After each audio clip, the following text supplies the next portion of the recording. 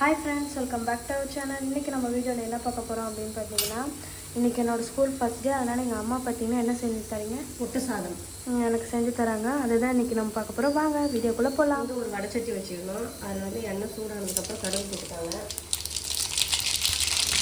பட்டை, கிராம்பு, ஒரு ஏலக்காய்,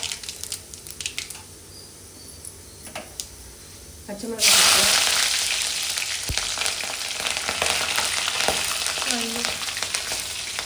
இஞ்சி பேஸ்ட் பண்ணி போட்டுக்கலாம்.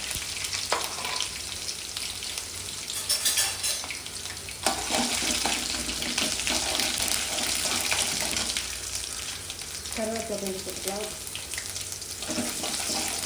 அப்புறம் பெரிய வெங்காயம் நான் வந்து ஒரு வெங்காயம் கட் பண்ணி வச்சுருக்கேன், அதுவும் சேர்த்துக்கலாம்.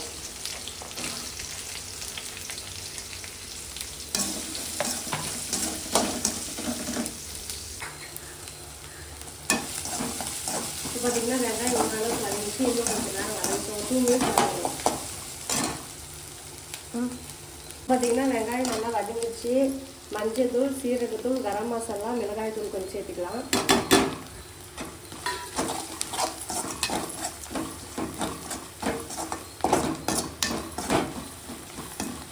நல்லா ஒரு 2 மினிட்ஸ் வதங்கினதுக்கப்புறம் பார்த்தீங்கன்னா ஒரே ஒரு தக்காளி கட் பண்ணி சேர்த்துருக்கு, அதுவும் தோசை சேர்த்துக்கலாம்.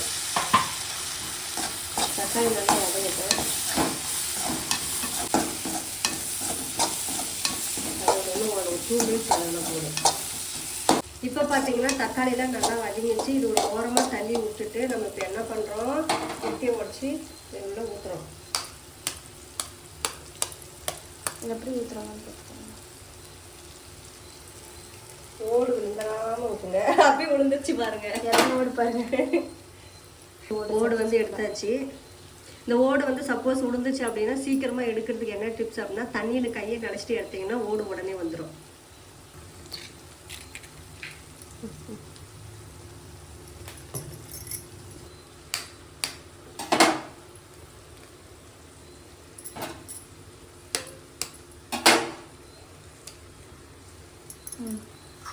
மூத்தின உடனே வந்து கிளறக்கூடாது. கிளறினீங்கன்னா அப்படியே ஒரு மாதிரி சின்ன சின்னதாயிடும். அப்படியே கொஞ்சம் நேரம் விட்டிங்க அப்படின்னா பெருசாக இருக்கும். உருண்டையை சாப்பிட்றதுக்கு சூப்பராக இருக்கும்.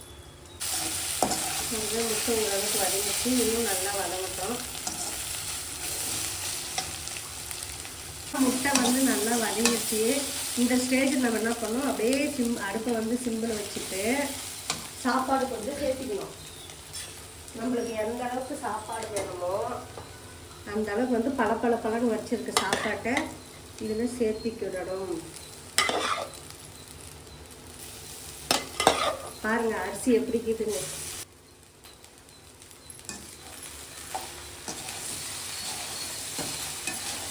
சாப்பாட்டை வந்து போட்டு இப்போ நம்ம கலரிடணும்.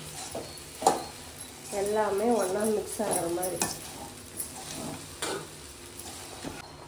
பார்த்தீங்கன்னா உப்பு எப்படி இருக்குன்னு பார்த்துட்டு உப்பு கொஞ்சம் சேர்த்துக்கோங்க.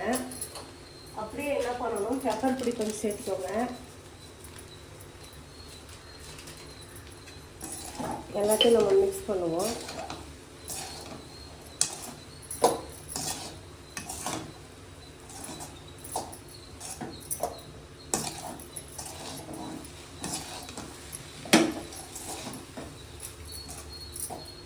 அவ்வளோதான், டேஸ்டியான முட்டை சாதம் ரெடி.